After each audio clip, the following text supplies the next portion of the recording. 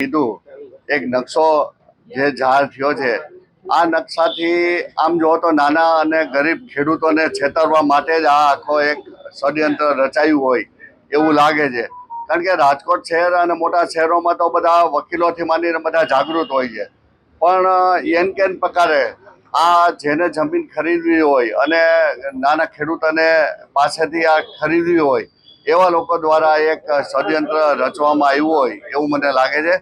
રાજકોટ અને ગુજરાતમાં આવા અનેક ફ્રોડ બનતા રહે છે અને ફ્રોડ પ્રત્યે કદાચ આપણે 2 દિવસ આ મીડિયામાં જોઈ કે ઓમાં જોઈ પણ એની ગંભીરતા નથી લેતા હોતા.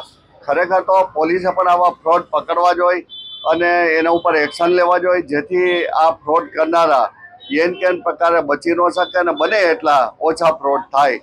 આપણે જોઈએ છીએ હમણાં ફેસબુકો હેક થાય છે, બીજા ત્રીજા ફ્રોડ અનેક જાતના ફ્રોડ છે, પણ કોઈ પોલીસ કે બીજા કોઈ મીડિયા ગમે એટલું આને સારા કામ દેખાડે પણ પોલીસ દ્વારા આને કોઈ એક્શન નથી લેવાતા.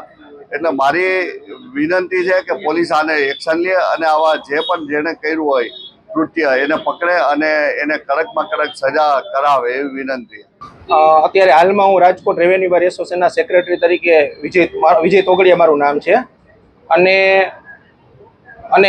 અમારે એક રાજકોટ રેવન્યુ બારનું એક નોલેજ ગ્રુપ ચાલે છે. ગઈકાલે અમારા નોલેજ ગ્રુપની અંદર એક નકશો વાયરલ થયો છે. સામાન્ય રીતે કોઈ પણ વસ્તુ અમારા ગ્રુપની અંદર આવે એટલે અમે એની તપાસ કરતા હોઈએ છીએ.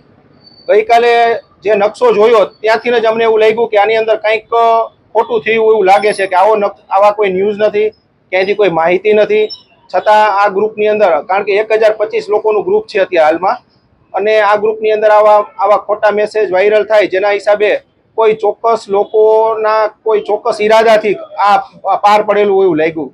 એટલે અમને તપાસ કરી તો ખ્યાલ આવ્યો કે ખરેખર આ જે નકશો છે એ ખોટો છે અને કોઈ વ્યક્તિએ પોતાનો ઈરાદો પાર પાડવા માટેનું આ કૃત્ય છે. કારણ કે ખોટા નકશા વાયરલ કરવાથી એવું બને કે ગ્રામ્ય વિસ્તારના જે ખેડૂતો છે એના મનની અંદર રૂડા આવી જવાથી જમીન લાંબા ગાળા સુધી વેચી શકાય નહીં, ઓછી કિંમતે વેચાય, જેના કારણોસર તેઓ આ વાયરલ નકશાને ધ્યાનમાં રાખીને ઘણા લોકો પોતે આ જમીન ખેડૂતો છે ઓછા ભાવમાં વેચી દે ગમે તે લોકોને, જે કારણોસર અમુક લોકો જે ખરીદવા માંગતા હોય એવા લોકો દ્વારા આ કૃત્ય પાર પાડેલું હોય એવું અમને જાણવા મળેલ છે. શું કાર્યવાહી થવી જોઈએ તમારા મતે?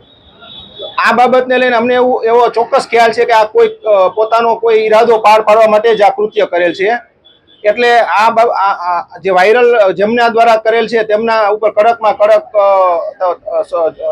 સજા થવી જોઈએ અને એની તપાસ થવી જોઈએ અને આવા કૃત્ય કોણે કરેલ છે તેની ઊંડી તપાસ કરવી જોઈએ.